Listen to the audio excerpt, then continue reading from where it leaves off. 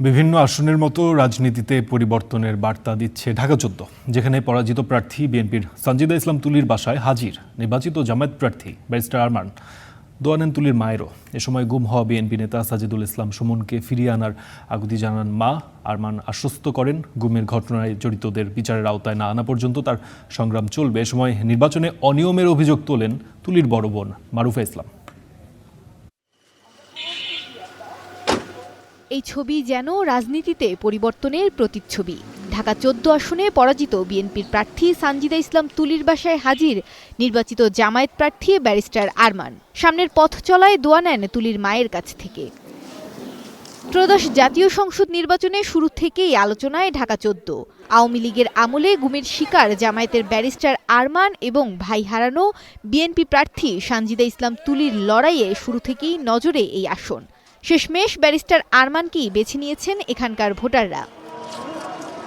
জয়লাভের পরদিনই ব্যারিস্টার আরমান সৌজন্য সাক্ষাৎ ও দোয়া নিতে আসেন নিকটতম প্রতিদ্বন্দ্বী ধানের শীষের প্রার্থী সানজিদা ইসলাম তুলির মায়ের বাসায়। রাজধানীর তেজগাঁওয়ে মায়ের ডাকের প্রতিষ্ঠাতা সানজিদা ইসলাম তুলির মায়ের শারীরিক অবস্থার খোঁজখবর নেন তিনি।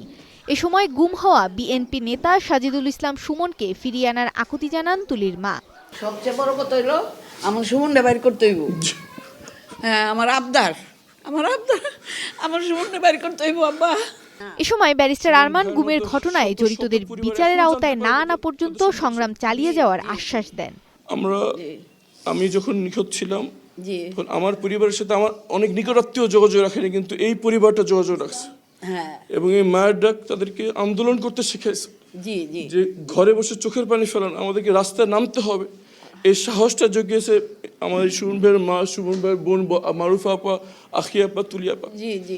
সুতরাং আমাদের এই সংগ্রাম ইনশাআল্লাহ চলছে, এবং যতক্ষণ পর্যন্ত না জড়িতরা যত ক্ষমতাধর ব্যক্তি হোক, তাদের পেছনে যত বড় পরাশক্তি না থাকুক না কারো, যতদিন তাদেরকে বিচারের আওতায় না আনা হচ্ছে, আমাদের এই সংগ্রাম চলবে। যদিও তুলির বড় বোন সে সময় সানজিদা ইসলাম তুলির পরাজয়ের জন্য নির্বাচনে অনিয়মের অভিযোগ এনে জামায়াতের প্রতি ক্ষোভ প্রকাশ করেন। জামাত যা করলো আমার বোনের সাথে, আমি বাংলাদেশকে কোনোদিনও ক্ষমা করব না। আমার বোন 13 বছর রাস্তায়, কেন আমার বোনের সাথে এরকম হইলো আমি জানতে চাই। আমার বোনের সাথে কেন এমন হইলো? আমি তো আরমানকে আমার ভাই মনে করছি, সুমনের ছোঁয়া পাইছি আরমানের কাছে। আরমানকে দিয়ে জামাত আমার বোনটার সাথে এরকম করলো, আমি মানতে পারতেছি না। আমার খুব কষ্ট হচ্ছে। ভিন্নমতের রাজনীতির মাঝেও মানবিক সম্পর্ক বজায় রাখার আহ্বান জানান ব্যারিস্টার আরমান। মৌমিতা মৌ, স্টার নিউজ, ঢাকা।